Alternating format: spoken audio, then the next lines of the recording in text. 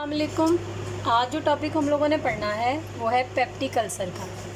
कल से हम लोगों ने जो डिज़ीज़ स्टार्ट की है वो स्टमक के बारे में है। हमने सारी स्टमक की डिज़ीज़ पढ़नी है, यानी कि हमने गैस्ट्रिक डिज़ीज़ पढ़नी है। तो जो पेप्टिक अल्सर है वो बेसिकली दो जगहों का हो सकता है।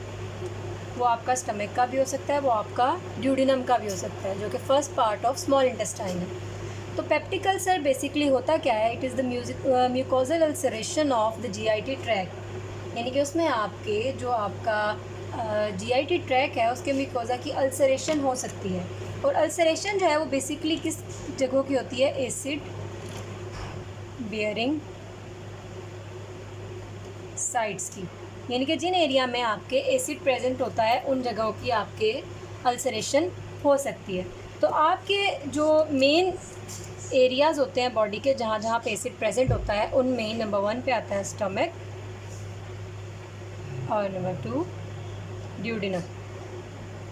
मेनली जो ये पेप्टिक अल्सर होता है वो सेकंड पार्ट ऑफ ड्यूडिनम का होता है। गैस्ट्रिक अल्सर होता है और ड्यूडिनल अल्सर होता है। गैस्ट्रिक और ड्यूडिनल अल्सर, इन दोनों को हम इनकी कुछ मेन डिफरेंस है जिनकी बिना पे हम इनको डिफ्रेंशिएट करते हैं। वो पेन का होता है, वो टाइम ऑफ पेन का होता है, वो रिलेशन टू फूड इनटेक होता है, या पीरियोडिसिटी का होता है। वो हम नेक्स्ट पढ़ें। तो पेप्टिक अल्सर जो है उसकी अगर हम एटियोलॉजी की बात करें, यानी कि हम उसके कॉज की बात करें कि किस वजह से वो हो सकता है, उसमें नंबर 1 एच पायलोरी इन्फेक्शन हो सकती है। ये सबसे मेन फैक्टर है, या मोस्ट इम्पॉर्टेंट फैक्टर है। ये मोस्ट इम्पॉर्टेंट फैक्टर जो है वो एच पायलोरी इन्फेक्शन है। इसके अलावा हम लोगों ने जैसे गैस्ट्राइटिस के केस में पढ़ा था कि एनसेड्स की प्रेजेंस जो है या एनसेड्स इनटेक जो है वो भी कॉज करता है गैस्ट्राइटिस। तो अगर क्रॉनिक गैस्ट्राइटिस हो जाए तो वो अल्सरेशन कॉज कर सकता है, और एनसेड्स वैसे भी हमने बात की थी कि वो अल्सरेशन कॉज करती हैं। तो मेनली इसमें भी हमारे क्या आ जाएगी? एस्पिरिन, जो ब्लड थिनर के तौर पर हम पेशेंट्स को देते हैं। तो एस्पिरिन जो है इसकी वजह से भी हमारे पेप्टिक अल्सर डिजीज़ डेवलप हो सकती है। एच पायलोरी की इन्फेक्शन मोस्ट कॉमन है, ठीक है। उसमें क्या होता है कि 90% जो है वो इसकी वजह से होते हैं ड्यूडिनल अल्सर, और 70% इसकी वजह से क्या होते हैं? Gastric ulcers. ये इनकी रेशो।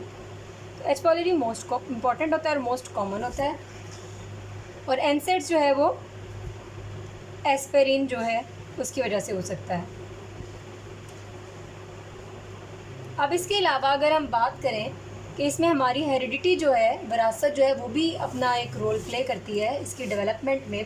तो पेप्टिक अल्सर डिजीज़ जो है वो रन करती है फैमिलीज़ में।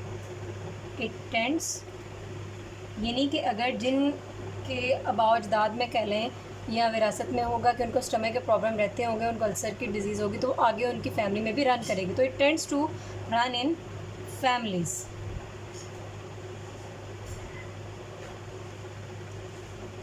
और इसकी वजह से मेन ये होता है कि या तो वो ट्यूमर हो सकती है इसकी, या फिर एटल सेल मैस ज़्यादा हो सकता है, या ब्लड ग्रुप पे डिपेंड करता है कि जिनका ब्लड ग्रुप ओ होता है ना, वो मेनली उनमें पेप्टिक अल्सर होने के चांसेस बहुत ज़्यादा होते हैं, ठीक है। तो हेरिडिटी में अगर बात करें तो वो ब्लड ग्रुप की आ जाती है। तो ब्लड ग्रुप ओ वाले जो होते हैं, ओ ब्लड ग्रुप वाले, उनमें चांसेस होते हैं बहुत ज़्यादा कि उनमें पेप्टिक अल्सरेशन डेवलप हो सकती है, क्योंकि उनमें एंटीजन जो होती है वो एब्सेंट होती है। फिर इसके अलावा जो है वो लार्ज पेराइटल सेल मैस होता है।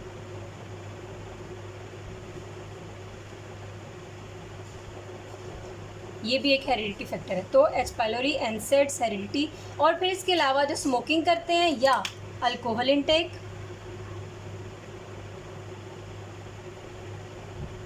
कैफीन, चाय का बहुत ज़्यादा या कॉफ़ी का बहुत ज़्यादा इस्तेमाल,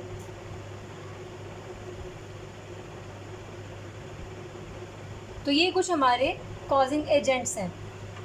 अब जो हम दो बात कर रहे थे कि एक हमारा गैस्ट्रिक अल्सर होता है, एक ड्यूडिनल अल्सर होता है। तो गैस्ट्रिक और ड्यूडिनल अल्सर की अगर हम इसके अलावा भी कुछ पोर्शन जीआईटी के ऐसे होते हैं जहाँ पे ये डिजीज़ डेवलप कर सकती है, लेकिन मेनली अगर हम इनकी प्रेफरेंस की बात करें तो सबसे पहले ड्यूडिनम,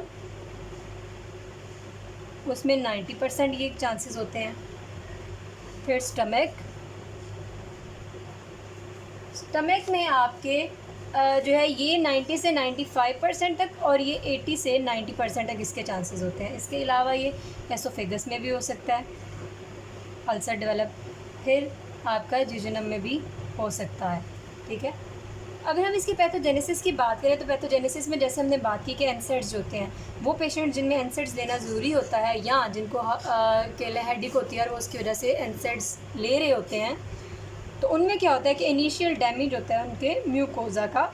जैसे हमने गैस्ट्रिक अल्सर के केस में बात की थी या गैस्ट्राइटिस के केस में बात की थी कि उसमें म्यूकोजा जो होता है आपका स्टमक का या आप कह लें फर्स्ट पार्ट ऑफ ड्यूडेनम का, यहाँ से ये एरिया का या आपके इस एरिया एंट्रम का होता है या पाइलोरस का होता है। मेनली एंट्रम पे होता है उसके जो एसिड बियरिंग साइट्स होती हैं। इस जगह पे ये जो म्यूकोजा होता है या इन एरियाज़ में जो म्यूकोजा होता है इसको डैमेज करता है। उस डैमेज की वजह से वो जो एसिड होता है वो यहाँ पे बहुत देर तक पड़ा रहता है और इसकी वजह से उसकी इरोजन होती है और उस इरोजन की वजह से क्या डेवलप होता है, अल्सर। तो इस तरह से वो आपकी अल्सर फॉर्मेशन होती है। यानी कि किसी भी चीज़ के इनटेक की वजह से आप कोई स्पाइसी फूड खाते हैं या कुछ भी जिसकी वजह से एसिड प्रोडक्शन बहुत ज़्यादा हो जाती है आपके स्टमक में, उस एसिड प्रोडक्शन के ज़्यादा होने की वजह से आपके म्यूकोजा जो है उसका इनिशियल डैमेज पहले स्टार्ट होता है। एक बैरियर आपका ख़त्म हुआ, फिर नीचे वो म्यूकोजा तक गया, वो ख़त्म हुआ, फिर उसके साथ जो उसने उसकी लेयर है स्टमक की उसको मुकम्मल ख़त्म किया और वहाँ पर अल्सर डेवलप किया। उस अल्सर की वजह से वहाँ पर होल भी हो सकता है और इसकी वजह से आपको ब्लीडिंग भी हो सकती है। यानी कि अगर हम बात करें कि इसकी वजह से जो हमारी कॉम्प्लिकेशंस होती हैं वो क्या क्या हो सकती हैं, वो कॉम्प्लिकेशन में आपके हेमरेज हो सकता है,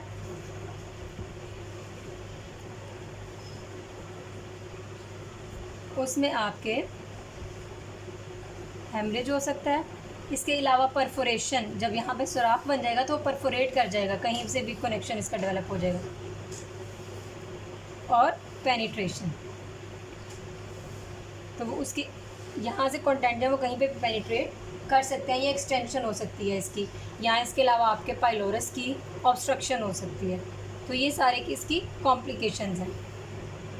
अब हम बात करते हैं कि इसके फीचर्स किस तरह से ये प्रेजेंट किस तरह से करता है। तो इसके क्लिनिकल फीचर्स में जो हमारे पास मेन आते हैं, हमने गैस्ट्रिक अल्सर और ड्यूडेनल अल्सर इन दोनों को डिफ्रेंशिएट करना है। वो हम करेंगे मेनली पेन, यानी कि पेन किस तरह की होती है, कैसी होती है, time of pain, relation to food, periodicity, कितने ड्यूरेशन के बाद होती है, या ड्यूरेशन ऑफ अटैक कि कितने वीक्स के बाद इसका अटैक आता है या मंथ्स के बाद आता है, किस तरह से ये डेवलप करती है, इसकी नेचर क्या है। सबसे पहले जो मेन चीज़ इसमें आती है कि हम लोगों को पेन जो इसकी फील होगी वो किस एरिया में होगी, एपिगैस्ट्रियम में, इन दोनों। तो ये एपिगैस्ट्रियम की पेन होती है पेप्टिक अल्सर के केस में, पेन इन एपिगैस्ट्रियम, और उसकी नेचर जो होती है वो बर्निंग होती है, बर्निंग नेचर में होती है और इसके अलावा एपिगैस्ट्रियम में होती है। और अगर हम इसके एक साइन की बात करें कि ये साइन इसका जो होता है वो पॉइंटिंग साइन होता है, यानी कि पेशेंट जो है वो अपनी फिंगर से पॉइंट करके बता सकता है। जैसे हमने कल क्वाड्रेंट्स में पढ़ा था कि एक क्वाड्रेंट ये एपिगैस्ट्रिक, तो वो पॉइंट कर सकता है कि इस एरिया में मुझे पेन है, क्योंकि यहाँ पे आपका स्टमक इस तरह से लाए कर रहा होता है, तो बता सकता है कि इस एरिया में पेन है एपिगैस्ट्रियम में, तो पॉइंटिंग साइन इसको कहते हैं। अब हम बात करते हैं कि पेन दोनों के केस में किस तरह की होगी। जब आपका गैस्ट्रिक अल्सर होता है तो गैस्ट्रिक अल्सर में आपको खाने के 15 से 20 मिनट के बाद पेन डेवलप होती है, यानी कि 15 से 30 मिनट के बाद आपको आफ्टर ईटिंग पेन इसमें स्टार्ट हो जाती है। यानी कि खाने के बाद अगर आपको दर्द हो रही है 15 से 20 मिनट के बाद, तो वो आपके गैस्ट्रिक अल्सर को ज़ाहिर करेगी। लेकिन अगर आपके जो खाली पेट आपको दर्द होता है, यानी कि खाना खाए हुए आपको 2 से ढाई घंटे गुजर चुके हैं, तो फिर आपको जो पेन होती है उसको हम कह देते हैं वो ड्यूडेनल अल्सर की पेन, ठीक है। तो इसमें आपको 2 to 3 आवर्स गुजरने के बाद आफ्टर ईटिंग, जब आपका थोड़ा सा स्टमक कह लें या जेटी ट्रैक जो है वो डाइजेशन का प्रोसेस उसका ऑलमोस्ट कंप्लीट हो चुका होता है।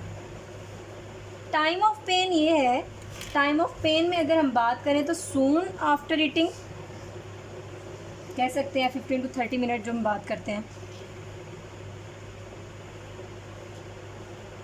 और इसमें अगर हम बात करें कि वो आपका व्हेन स्टमक इज़ एम्प्टी,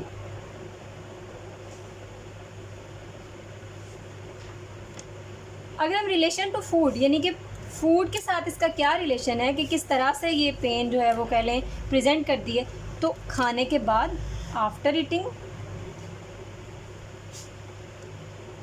और ये जो है ये खाली पेट होती है कि अगर आपने खाना नहीं खाया हुआ, इन एम्प्टी स्टमक।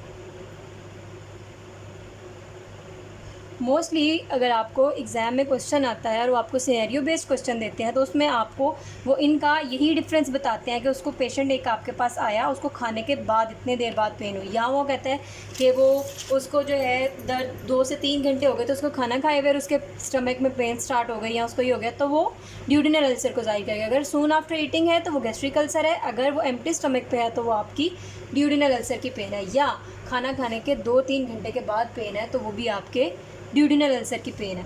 अब अगर हम इसकी पीरियोडिसिटी की बात करें, पीरियोडिसिटी में क्या होता है कि किस तरह से होती है, तो ये जो गैस्ट्रिक अल्सर की पेन होती है ये आपकी 2 से 3 माह तक जो है वो आती जाती रहती है।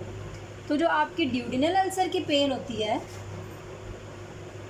वो विदिन 4 to 6 मंथ, वो 2 to 3 मंथ है और ये 4 to 6 मंथ है।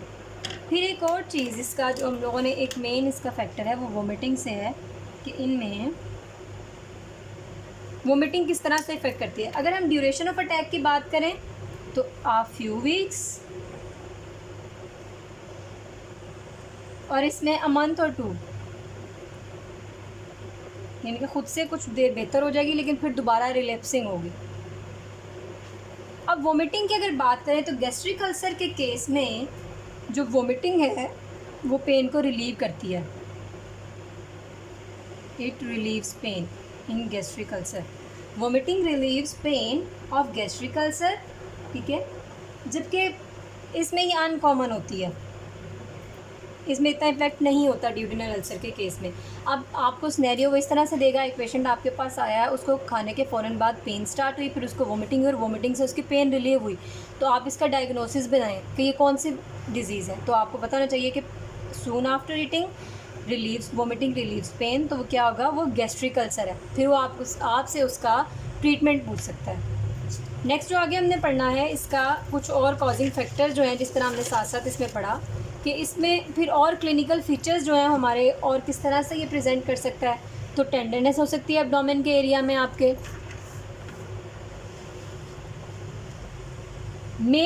मे कॉज एनीमिया, यानी कि इसकी वजह से एनीमिया भी डेवलप हो सकता है, may be anaemia can develop, ठीक है। तो फिर हमने कॉम्प्लिकेशंस की बात जैसे पीछे कर ली थी कि इसकी वजह से आपका हेमरेज भी डेवलप हो सकता है। अगर आपका बहुत ज़्यादा लॉन्ग स्टैंडिंग है तो वो हेमरेज भी हो सकता है, फिर परफोरेशन भी हो सकती है आपकी, और इसके अलावा आपके पेनिट्रेशन या पाइलोरिक ऑब्स्ट्रक्शन भी डेवलप हो सकती है। तो ये कुछ क्लिनिकल फीचर्स थे हमारे पेप्टिक अल्सर के, जिसमें ड्यूडेनल के सेपरेट और गैस्ट्रिक अल्सर के हमने सेपरेट पढ़े। अब जो हमारी एपिगैस्ट्रिक पेन है ना, इसका कुछ डिफरेंशियल डायग्नोसिस भी होता है, यानी कि वो कुछ और जो है क्या कहते हैं डिजीज़ में भी हो सकती है। तो ये लाजमी नहीं कि वो गैस्ट्रिक अल्सर या ड्यूडेनल अल्सर ही हो। तो जो पेन इन एपिगैस्ट्रियम है वो और किस वजह से हो सकती है उसको भी हम थोड़ा सा देख लेते हैं। एपिगैस्ट्रियम की पेन जो है वो आपकी हो सकती है गैस्ट्रोएसोफेजियल डिजीज़ के केस में, यानी कि गर्ड की पेन हो सकती है वो, ठीक है। इसके अलावा पैंक्रियाटाइटिस की पेन हो सकती है एक्यूट, या एक्यूट कोलिसिस्टाइटिस की पेन हो सकती है, गॉल ब्लैडर के जो स्टोन होते हैं। इसके अलावा एसोफेजियल रप्चर हो सकता है,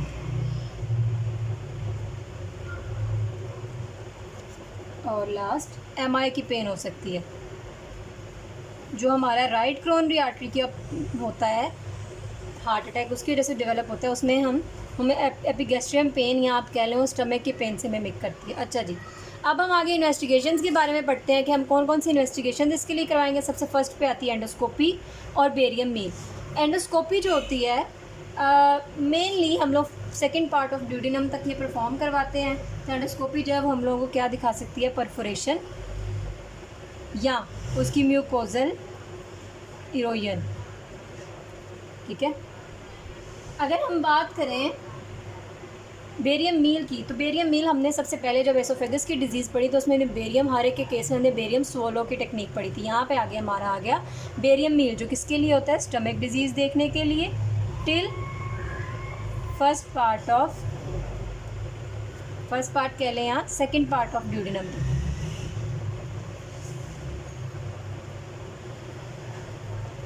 तो बेरियम मील जो है बेसिकली इसमें हम क्या देख सकते हैं, वो हमें गैस्ट्रिक प्लस ड्यूडेनल अल्सर दिखाएगा, यानी कि हमारी कंफर्मेशन देगा। अब आगे हम बात करते हैं इसकी मैनेजमेंट के बारे में कि हम इसकी मैनेजमेंट किस तरह से करेंगे। सबसे पहले हमारे जनरल मेजर्स आते हैं। जनरल मेजर्स में क्योंकि जो स्मोकर्स हैं उनको कहना है अवॉइड स्मोकिंग, अवॉइड कैफ़ीन, बहुत ज़्यादा चाय ना पिएं या बहुत ज़्यादा कॉफ़ी ना पिएं, कम कर दें। अवॉइड एस्पिरिन, यानी कि जो पेशेंट्स आपके एनसेड्स में एस्पिरिन ले रहे हैं उसको भी आपने स्टॉप करना है, कोई और वो पेन किलर ले लें। अच्छा जी, आगे एक तो हो गया जनरल मेजर्स। आगे क्योंकि ये मेनली एसिड की प्रोडक्शन के ज़्यादा होने की वजह से हो रही है तो हमने एसिड सप्रेशन मेडिकेशन हम लोगों ने लेनी है। ठीक है, तो जो एसिड सप्रेशन मेडिकेशन है उसमें सबसे पहले हम H2 रिसेप्टर एंटागोनिस्ट लेंगे। जो H2 रिसेप्टर एंटागोनिस्ट जो हैं उसमें ये होता है कि वो हिस्टामीन को ब्लॉक कर देते हैं। ठीक है, तो हिस्टामीन क्योंकि जैसे कि हम लोगों ने पढ़ा था कि एनसेड्स जब हम लेते हैं तो आपके म्यूकोजल अल्सरेशन को किस तरह से करता है कि वो आपका इनिशियल बैरियर को क्या कहते हैं ख़त्म करता है, तो उसकी वजह से हिस्टामिन रिलीज़ होता है और हिस्टामिन इन्फ्लेमेशन कॉज करती है। तो आपने सबसे पहले H2 रिसेप्टर एंटागोनिस्ट देने हैं जो आपके हिस्टामिन को ब्लॉक करेगी, हिस्टामिन ब्लॉकर्स होते हैं ये। फिर PPIs देने हैं, प्रोटोन पम्प इनहिबिटर्स देने हैं। प्रोटोन पम्प इनहिबिटर्स में आता है ओमेप्राजोल। फिर बिस्मिथ कंपाउंड्स आपने देने हैं। ठीक है, और एंड पे सक्राल्फेट्स आपने देने हैं। जो आपके H2 रिसेप्टर एंटागोनिस्ट जो होते हैं उसमें साइमेटिडीन आ जाता है। अगर इसकी आप बात करें तो ये साइमेटिडीन या फेमोटिडीन या रेटिडीन भी आ जाता है। तो PPIs में ओमेप्राजोल आपका आ जाता है, ठीक है, लेंसुप्राजोल आ जाता है।